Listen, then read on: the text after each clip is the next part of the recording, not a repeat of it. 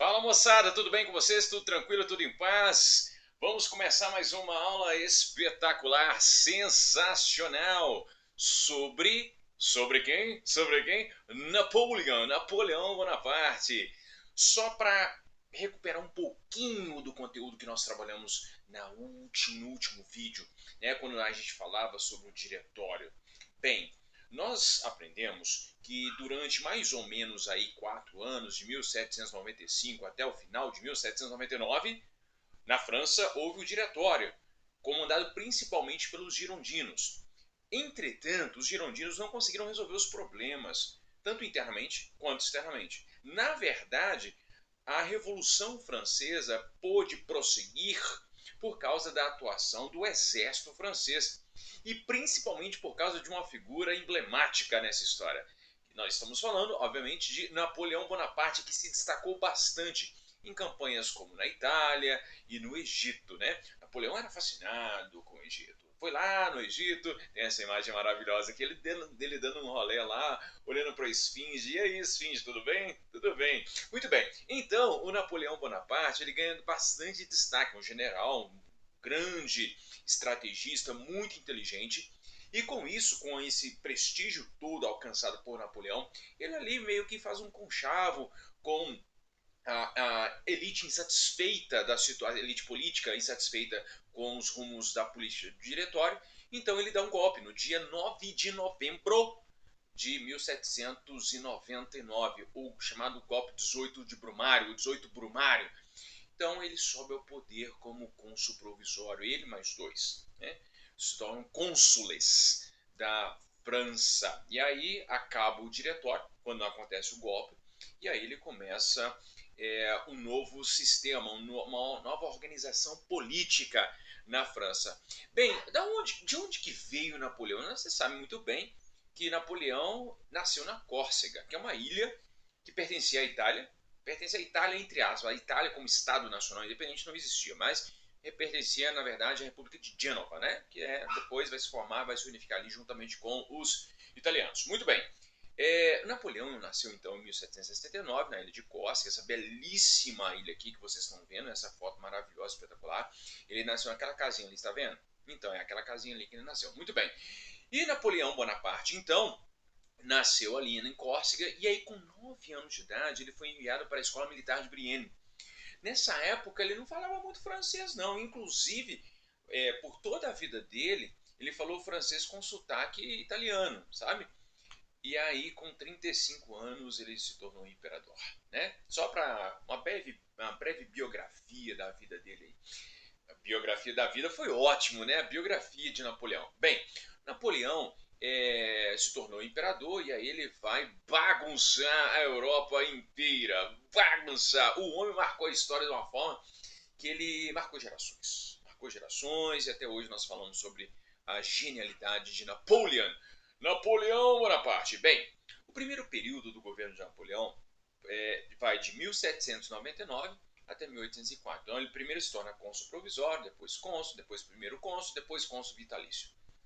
E aí, mas esse primeiro período é de consulado, de 1799 a 1804. Está aqui Napoleão conversando com seus coleguinhas para decidir as coisas mais importantes para a França. E o que aconteceu no consulado? Bem, ele subiu ao poder, como eu falei para vocês, no 18 Brumário. Depois, juntamente com os outros coleguinhas, começaram a tomar algumas decisões. Bem, e eles fazem a assinatura de uma nova Constituição, porque era necessário, modificar algumas leis que não estavam corretas na avaliação ali desses cônsules. Mas é importante dizer e lembrar, na verdade, que nesse curto período, desde 1789, a França teve várias constituições. Uma em 1791, depois outra em 1792, 93, outra em 1795. E aí agora mais uma Constituição. E essa nova Constituição, então, prevê que o Napoleão se tornasse o primeiro cônsul primário, não o preponderante, aquela pessoa mais importante. Na prática, Napoleão se torna governador da França. Mas o que mais ele faz? Bem, reprimiu oposições que estavam ali internas, né? Tinha muita gente descontente com o diretório. E aí, quando Napoleão disse, esse cara aí também não vai fazer nada. Então ele, opa, peraí, censurou jornais, mas fez acordo de paz também. Então fez acordo de paz internamente, reuniu alguns grupos. Ele tinha uma habilidade, um carisma pessoal que acabava fazendo com que algumas dificuldades fossem ultrapassadas, né? Fossem vencidas, né? Recuperou a economia francesa, estimulando a manufatura, uma industrialização incipiente, apaziguou os conflitos internos, centralizou a administração pública, né? Agora tudo está na figura dele. Ou seja, Napoleão ele teve a grande habilidade em trazer as vitórias da Revolução, mas ao mesmo tempo ele concentrou os poderes em suas mãos. Né? Um cara muito esperto. Nomeou juízes que eram coniventes com ele, obviamente, então nomear juiz era uma estratégia muito perspicaz, porque assim ele conseguia dominar ali as demandas jurídicas, né? As jurídicas. Muito bem. Investiu na educação, mas infelizmente apenas uma parcela da população tinha acesso. De uma forma geral, ele toma medidas que acabam acalentando o coração das mais diversas classes sociais. Tá? Mas externamente, Napoleão, com todo o prestígio que ele alcança, ele vai começar a querer mais poder. Uma outra coisa muito importante que ele faz é a reconciliação com a Igreja Católica. Óbvio, Napoleão é inteligente, cara. O que ele faz? Cara, a maioria da população é católica. Por que eu vou ficar tretado com a Igreja Católica? Então ele faz a concordata de 1801, em que a Igreja Católica se reconcilia, quer dizer, a França, o governo francês, o Estado francês se reconcilia com a Igreja Católica. Entretanto, os bispos seriam nomeados pelo Estado, tá? Então isso é uma coisa importante. E isso, na verdade, é uma treta que vem lá do século XII, mais ou menos, quando lá Filipe o Belo teve problemas com a igreja, enfim. Mas Napoleão, ó, a gente vai se reconciliar, mas eu vou nomear os bispos, tá? Por que, que ele precisava nomear os bispos? Porque o bispo era uma espécie de prefeito da cidade. Então ele queria ter a influência, manter a sua hegemonia sobre as cidades francesas. E aí, com isso, a população. Opa! Esse Napoleão aí é bom, hein? Então a população, que era de maioria católica, ficou satisfeita com essa reconciliação. Ao mesmo tempo, também nessa mesma época do consulado, Napoleão decreta o Código Civil, que entrou em vigor em março de 1804, né? E aí ele faz uma separação entre ele se reconcilia. Edmar, tá contraditório, não tá? Não, não, não está. Não está, coleguinha. Porque é o seguinte, se por um lado ele faz uma reconciliação permitindo que a Igreja Católica possa fazer o seu culto livremente, por outro lado, se é uma igreja, ó, é o seguinte, você vai ficar aí sem ter privilégio algum e eu vou ficar aqui na minha. Mas só que é o seguinte, eu vou usar da sua autoridade eclesiástica para me firmar com o poder dentro das cidades, né? Muito bem. Napoleão faz uma coisa que, né, muita gente tem horror. É a reforma agrária, ou seja, permitiu o acesso das pessoas à terra por compra, por aquisição, enfim. Então as pessoas começam a ter acesso à terra. Por quê? Napoleão queria incrementar a produção agrícola. E aí, com isso, ele garante um desejo da burguesia, que era o direito à propriedade. Porque, na verdade, muita gente confunde, mas o lema da Revolução Francesa era liberdade, igualdade e propriedade. O fraternidade vem depois, tá? Igualdade de todos perante a lei, todo mundo era igual. Isso não é teoria, viu? Isso não é teoria. Mas, enfim, ele estabelece, no Código Civil, estabelece a igualdade de todos perante a lei e a uniformidade e centralização do poder político em suas mãos. Isso em março de 1804. E esse ano de 1804 ele é muito importante. Ele é muito importante porque vai marcar algumas decisões que vão fazer com que, enfim, Napoleão consiga exercer poderes muito importantes. Bem, em agosto de 1802 já tinha sido elevado à condição de cônsul vitalício, então ninguém mais o tirava, ele ia ficar o resto da vida como cônsul. Em 1803, alguns generais ali, vendo que Napoleão estava centralizando demais o poder, tentou ali se rebelar contra Napoleão. Napoleão vai lá e pá! E aí os generais são presos e executados. Napoleão não dava chance. Né? Uma nova Constituição é promulgada, logo depois do Código Civil lá, uma Constituição é promulgada, e a França foi proclamada em império. E aí o que acontece? Napoleão já era cônsul vitalício. A França vira um império. Aí ele tá assim, gente, eu não tô fazendo nada, aqui já é um império, se é um império, então precisa de um imperador. Opa!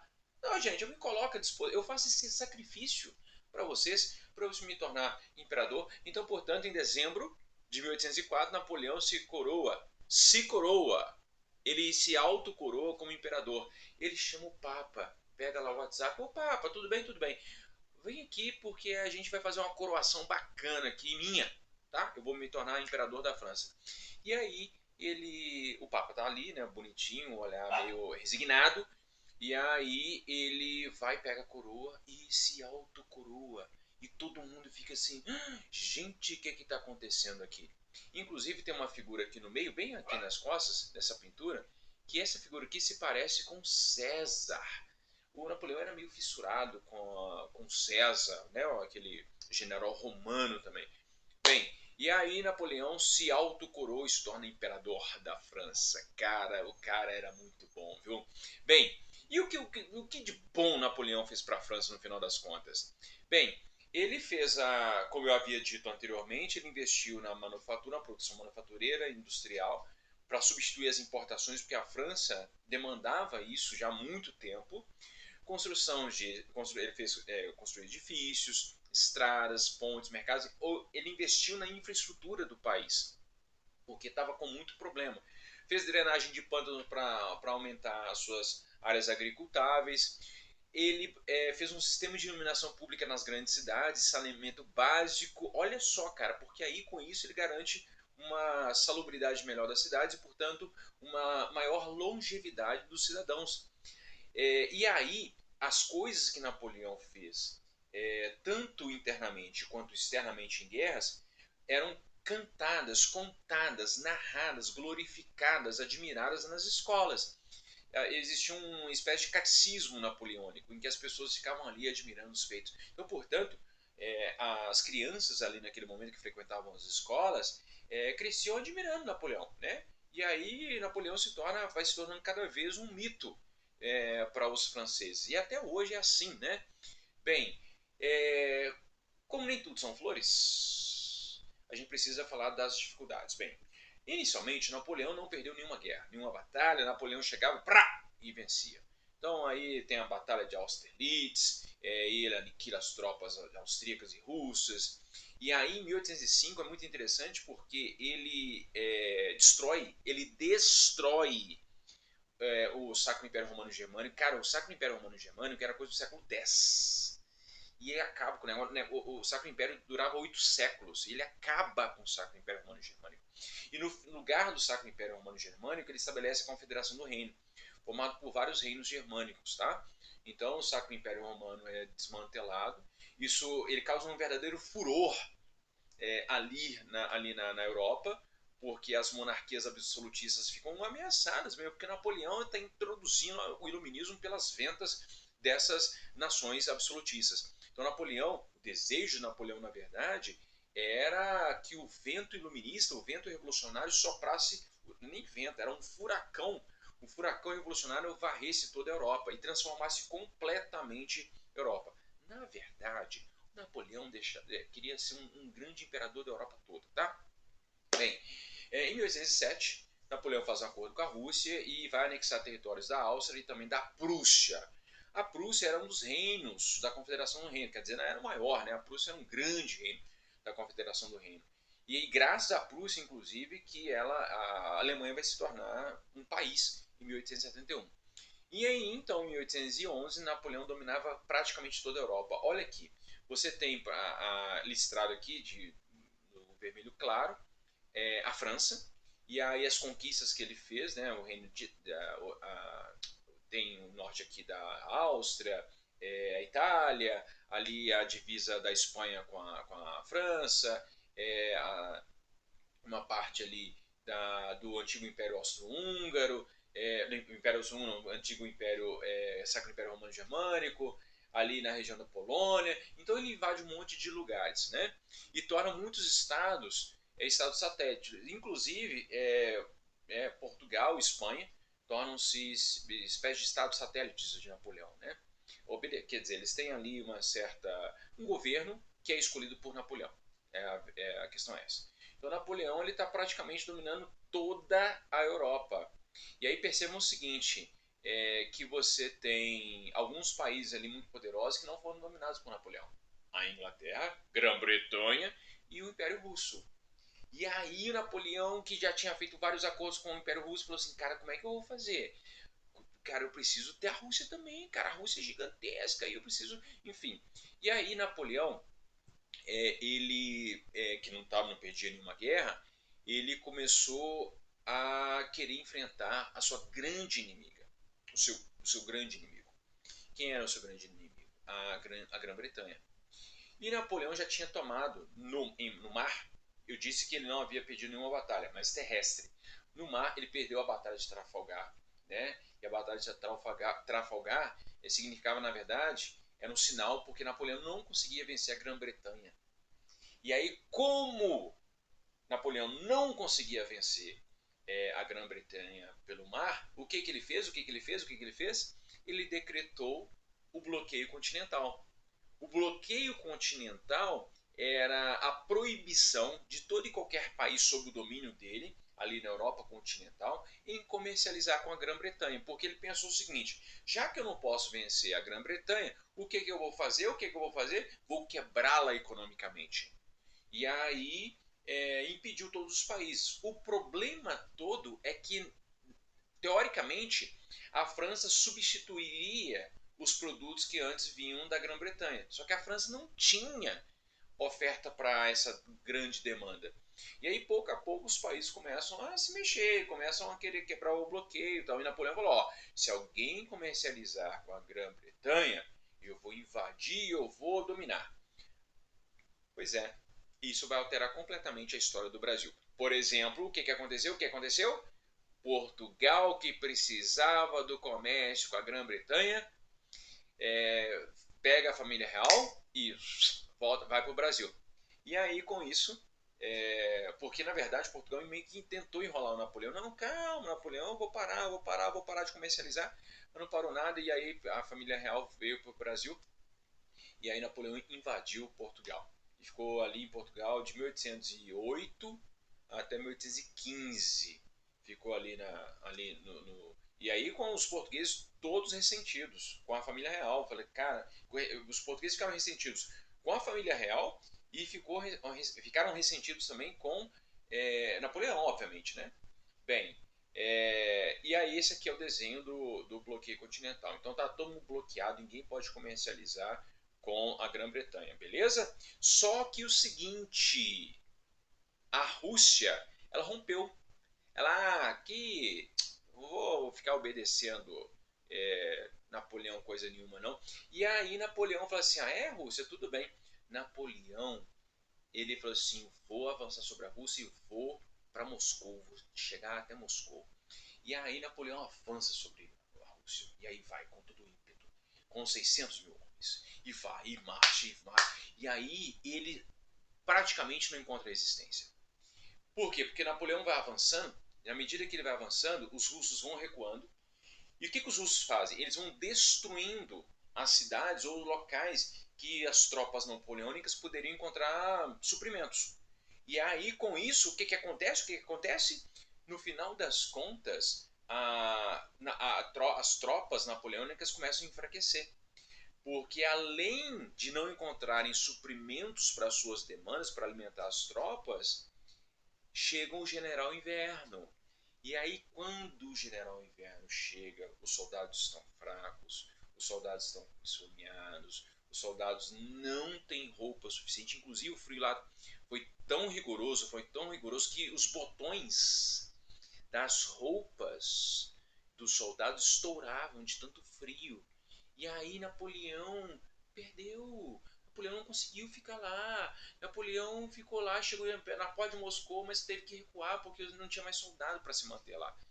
E aí, com isso a gente está falando de 1812, Napoleão recua com 100 dos 600 mil soldados, ele recua com um pouco mais de 100 mil. E esses soldados vão ficando pelo caminho, porque ele vai enfrentando resistências, inclusive as tropas contrárias a Napoleão começam a se articular para tentar vencer Napoleão. Então Napoleão vai perder a Batalha de Leipzig, né, que hoje fica a Alemanha, e aí ele começa a perder, muitas revoltas começam a acontecer internamente, algumas províncias começam a se revoltar, então Napoleão degringola a vida de Napoleão a partir da derrota na Rússia. E aí, em 1814, as tropas contrárias, tanto internamente quanto as tropas das coalizões externas, conseguem avançar e tomam Paris em 1814. E com isso, Napoleão, acuado, ele vai abdicar e vai para a ilha de Elba, no Mediterrâneo, com 800 soldados. E o pessoal deixa lá.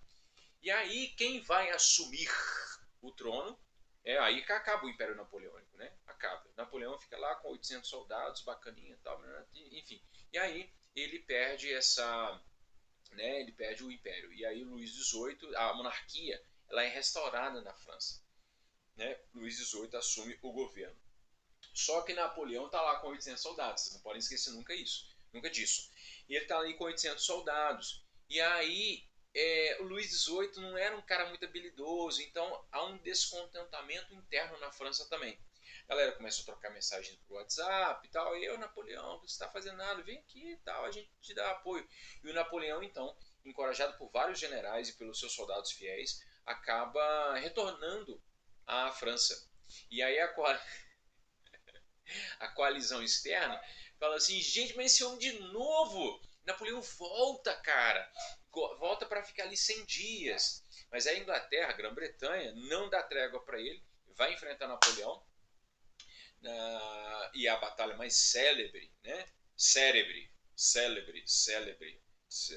mais conhecida, foi a Batalha de Waterloo, na Bélgica, né? Em 1815, quando Napoleão definitivamente perde a guerra.